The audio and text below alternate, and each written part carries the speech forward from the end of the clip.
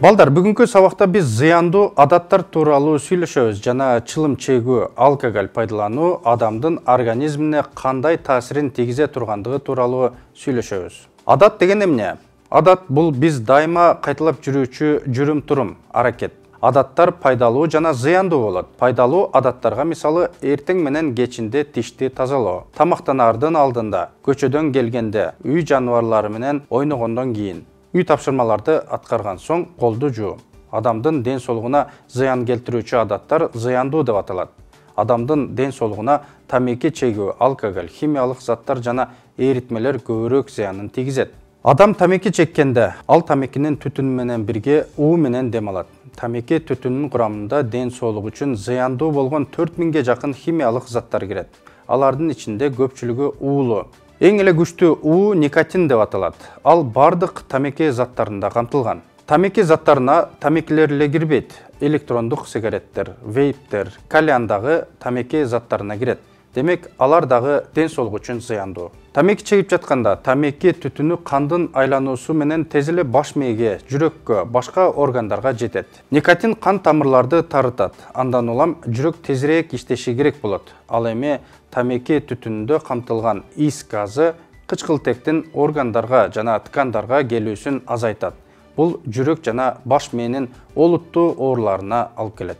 Көпчүлүк адамдар тамеки заттары тамеки чегип жаткан адамдарга гана зыянын тийгизет деп эсептешет. Бирок андай эмес. Эгерде жанында кимдир бирөө чегип жатса, өзгөчө жабык жайларда, анда тамеки чекпегендер, тамеки чеккендер сыяктуу эле тамеки түтүнүн жутушат. Бул пассивдүү чылым чегүү деп эсептелет. Тамеки чекпеген адамдар дагы тамеки чеккендер сыяктуу эле оорулар менен оорушу мүмкүн. Ошондуктан көптөгөн өлкөлөр сыяктуу эле Кыргызстанда адамдардын тамеки түтүнүнөн эркин, таза абага болгон укуктарын коргоочу мыйзам кабыл алынган.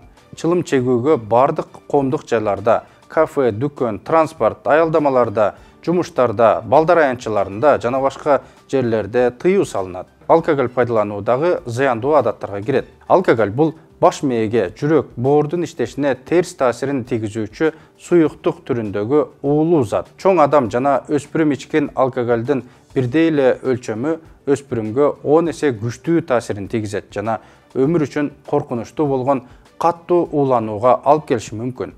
Көпчүлүк учма эритмелер жана тиричилик техникаларынын каражаттары, мисалы бензин, лак, боек, желим, бууларды пайда кылат жана күчтүү уу болуп эсептелет.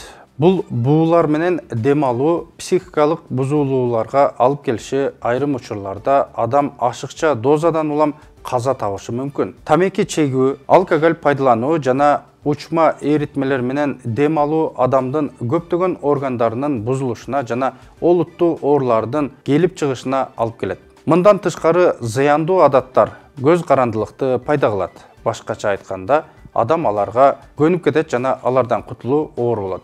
Ошондуктан сергек жашоо мүнөзүн алып жүрүү ийгиликке, жашоодогу максатка жетүүгө жана бактылуу болууга жардам бере турган пайдалуу адаттарды иштеп чыгуу керек.